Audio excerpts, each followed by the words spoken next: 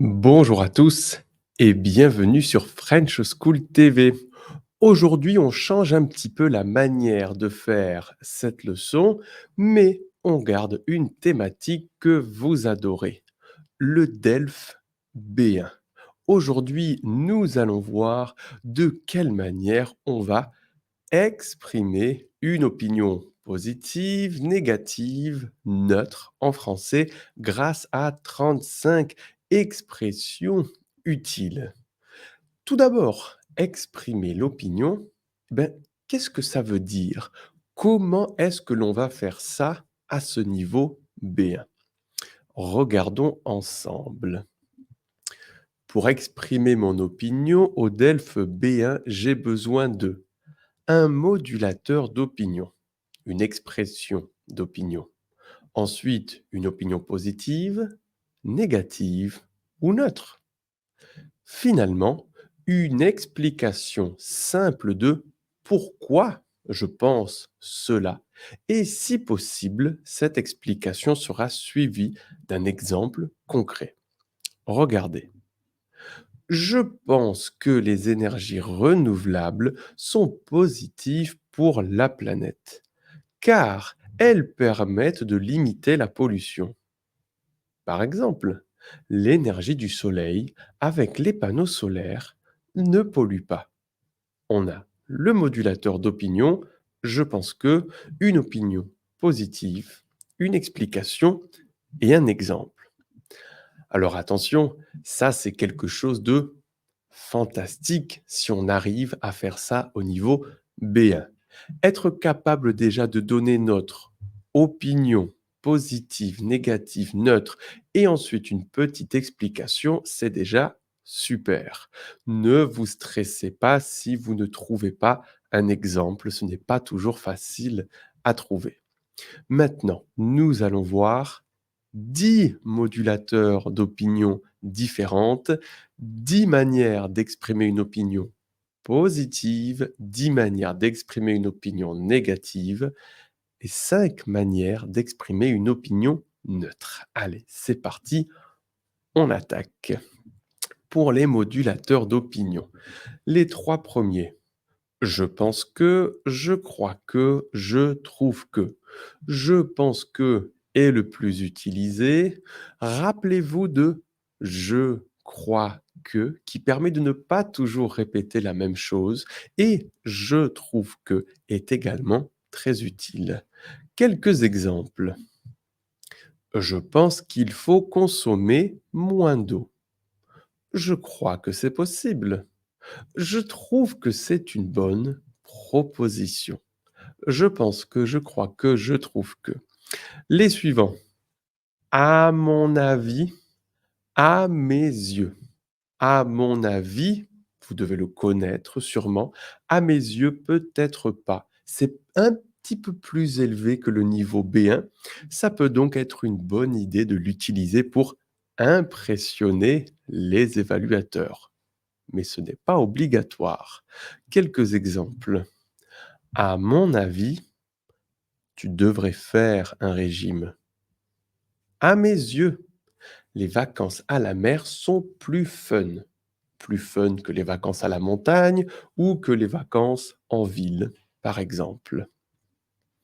On continue. D'après moi, selon moi, pour moi, qui ont exactement la même signification, mais bien évidemment pas la même orthographe. Quelques exemples d'utilisation. D'après moi, on peut faire mieux ou on peut mieux faire. Les deux sont possibles. Selon moi, ça va fonctionner. Pour moi, c'est indispensable. D'après moi, selon moi, pour moi. Et ensuite, on peut donner une proposition, une recommandation, un conseil, etc., etc. Finalement, personnellement, pour ma part, et alors si on regarde, on voit qu'il y a un espèce de signe, un panneau de signalisation. Attention. Pourquoi? Regardez. Quand j'utilise personnellement ou pour ma part, en règle générale, je réutilise un autre modulateur d'opinion. Par exemple, personnellement, je crois que l'uniforme à l'école est positif. Ça, c'est quelque chose que l'on ne va pas faire avec à mon avis. À mon avis, l'uniforme à l'école est positif. Personnellement, je crois que l'uniforme à l'école est positif. Pour ma part, je trouve que c'est l'inverse. D'accord? Donc attention à l'utilisation de personnellement et pour ma part. Ensuite, on les fait suivre par un autre modulateur d'opinion. Maintenant, nous allons voir 10 manières d'exprimer une opinion positive en français. C'est parti. Alors, c'est bien. C'est bien ou c'est bien pour quelque chose. On l'utilise pour une action, un verbe. Par exemple, manger équilibré, c'est bien. C'est bien pour la santé. C'est bien pour ma santé, ta santé, votre santé. Attention, c'est bon ou c'est bon pour fait référence à quelque chose, un nom. Le sport, c'est bon. Le sport, c'est bon pour la santé. Je ne peux pas dire le sport, c'est bien pour la santé ou manger équilibré, c'est bon pour la santé. Non, attention, manger équilibré, c'est une action, c'est bien. Le sport, c'est quelque chose, un nom, c'est bon. C'est super, c'est génial, c'est positif ou très positif. Attention, on ne dira jamais c'est très super ou c'est très génial. Non, c'est super, c'est génial, c'est positif ou c'est très positif. C'est une bonne chose. C'est une chose positive. C'est quelque chose d'important. Et regardez, le D apostrophe est souligné. Une erreur très classique que l'on retrouve chez les candidats ou les apprenants de français, c'est qu'ils disent c'est quelque chose important. Attention, c'est quelque chose de plus un adjectif. C'est quelque chose d'important. C'est quelque chose de magnifique, quelque chose d'indispensable, quelque chose de fantastique. C'est une bonne idée, c'est la meilleure option. On pourrait également dire c'est la meilleure des options ou de toutes les options possibles. Maintenant, les opinions négatives. On va en voir 10. À la différence de c'est bien, qui est positif, on utilisera c'est mal, qui est négatif, et qui fait donc référence à une action, un verbe. Polluer, c'est mal. Il ne faut pas le faire. À la différence de c'est bon, on utilisera c'est mauvais pour quelque chose ou un nom. Le soleil, c'est mauvais pour la peau. Ça va? C'est clair pour tout le monde? C'est mal pour une action, c'est mauvais pour quelque chose, un nom. C'est négatif, c'est dangereux, c'est grave ou très grave. Alors je pourrais dire c'est très négatif, c'est très dangereux, c'est grave, c'est très grave. C'est une mauvaise chose, c'est une chose négative, c'est quelque chose de secondaire qui signifie que ce n'est pas important. Et enfin, c'est une mauvaise idée et c'est la pire option ou la pire des options ou la pire de toutes les options possibles. Maintenant, les opinions neutres, puisque vous n'êtes pas obligé d'avoir une opinion positive ou négative. De temps en temps, on peut dire qu'on a une opinion neutre. Et voici quelques expressions super utiles. Ce n'est ni bien ni mal. Ce n'est pas bon ni mauvais. Ça ne change pas grand-chose. Ça a des avantages et des inconvénients. Ce n'est ni bien ni mal. Ce n'est ni positif ni négatif. Donc toutes ces expressions permettent d'exprimer la neutralité. Ce n'est ni bien ni mal, ce n'est pas bon ni mauvais, ça ne change pas grand-chose, ça n'a aucun effet, ça a des avantages et des inconvénients.